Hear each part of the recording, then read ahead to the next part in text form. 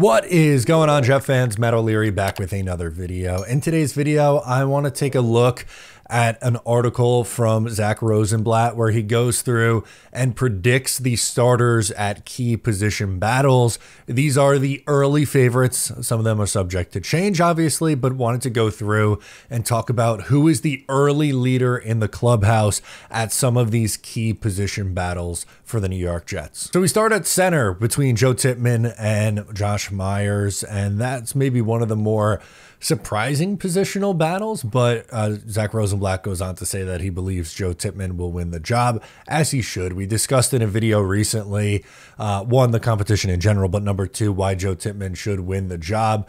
He's just flat out a better center. Josh Myers has a lot of starting experience. I understand that. He was the former center at Ohio State for Justin Fields.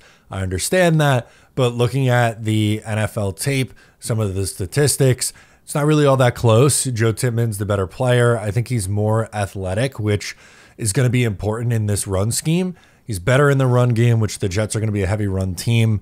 Again, to me, it's a no-brainer that it's going to be Joe Tippmann, but they are higher on Josh Myers than I think the fan base is. The fan base go, oh, he's a backup. Well, he likely is going to be the backup, yes, but he's going to push or have every opportunity to win the starting job, although if it's based on merit, Tippmann's going to win it. Next up is wide receiver 2 between Josh Reynolds and Allen Lazard. And Josh Reynolds is the favorite there to win that job. Makes a lot of sense. I know Reynolds didn't really play all that well in 2024, but you look at what he was able to do in the Detroit Lions offense 2 years ago. He essentially acted as the wide receiver 2 on that team. Now, there was injuries and he unfortunately got shot last year, which derailed most of his season, but Reynolds and Lazard are both similar stylistically, right? Like they're both bigger outside wide receivers, but Reynolds had more success in this style of offense. So I agree with this. I think the staff is going to be high on Reynolds, and not that, he's going to have some amazing year and he's going to put up 900 yards as the wide receiver 2. That's not my prediction. But if you're factoring in, Breece Hall being used as a pass catcher, Mason Taylor being used as a pass catcher, can Josh Reynolds be like the 4th option in this offense in the passing attack? Probably. And I think, him being the leader in the clubhouse for the wide receiver 2 spot really shouldn't come as too much of a surprise. This next one I thought was a little bit surprising. The wide receiver 4 battle between Tyler Johnson, Xavier Gipson, and Arian Smith.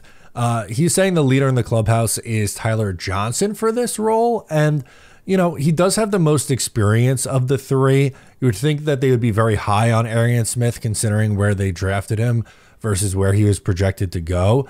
Xavier Gipson, I don't think really has all that much of a chance. No mention of Malachi Corley, which I think is intentional, by the way. I don't think the staff is crazy high on him. Maybe that changes. I hope it changes in the summer because I don't like the idea of just lighting 3rd-round picks on fire, especially at the wide receiver room. But those are the 3 names that Rosenblatt feels is going to be in competition for that role.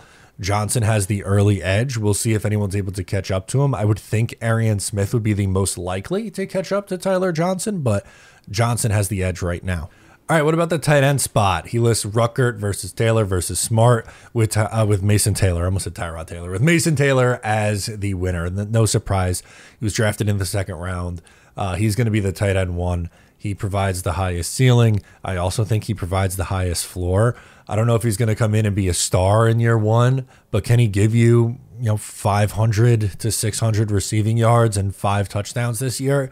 I think yes. I think there's a world for that. Unfortunately, just Jeremy Ruckert or Stone Smart, they haven't shown enough to make you believe that they are starting caliber tight ends, and Taylor was highly touted coming out of school.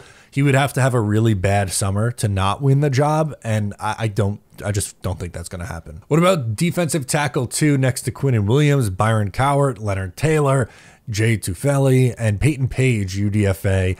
are all in competition here. The early favorite is Byron Cowart, though, who was signed from the Chicago Bears. I thought at the time an under the radar signing, probably better served as a rotational player, but with the depth they currently have, may end up being the starter. He had a really good week at OTAs, and again, I get it, it's OTAs. Let's not put too much stock into it, but if we're talking early favorite, then it's got to be Cowart based on his production. So I agree with that. Surprised that Noddy isn't here, who the Jets signed from the Kansas City Chiefs. Would think he would also be in the mix, but don't sleep on Byron Cowart. That's going to be a name that I think Jet fans hear a lot of this summer. At safety, he has Tony Adams versus Malachi Moore, with Adams as the one who ends up winning the job. I'm going to be honest, I don't really love this one. Now, Malachi Moore was taken in the 4th round, so expecting a 4th rounder to come in and start is clearly not ideal. But looking at Tony Adams, I don't know how well of a fit he is in this style of defense. Yes, he's shown the ability to be more of a free safety, which is honestly kind of like what Andre Sisco is. But anyway, to intercept passes and be like a roaming free safety, but he is god-awful against the run. And at least with Moore, his body type and skill set make me believe that he would be a better traditional strong safety. Even if Adams wins the job out of the gate, I don't think that's something that lasts very long. I think they do eventually get Malachi Moore in there more often. But in Zach Rosenblatt's mind, Adams is the leader in the clubhouse. We'll see if that changes throughout summer. At kicker, Anders Carlson versus Caden Davis. He has Anders Carlson as the winner. Davis, UDFA kicker out of Ole Miss. Carlson kicked for the Jets a little bit last year. He was okay. He has more experience, obviously, than Caden Davis, who hasn't kicked in the NFL. Carlson had a good OTA week. Again, it's only OTAs, right? So I guess that's part of the reason why he's the leader in the clubhouse. But we'll see. We know it's not going to be Greg Zuerlein. The Jets move on from him. They're going to go the younger route. And to me, it's who looks better in camp, right? That's going to be the deciding factor for me. Last one at punter, McNamara versus Kroger. He has none right now. Neither of them have kicked or punted rather in the NFL yet. McNamara was a UDFA last year. He kicked or punted rather in Bengals camp. Didn't make the team. The Jets pick him up this offseason. He's going to compete with Kroger, who's a UDFA from this year. Same thing that I said for the kicker. Whoever looks better over the summer, I think, should be the one who wins the job. He doesn't have a prediction right now. I don't have a prediction right now. I haven't seen either of these guys punt.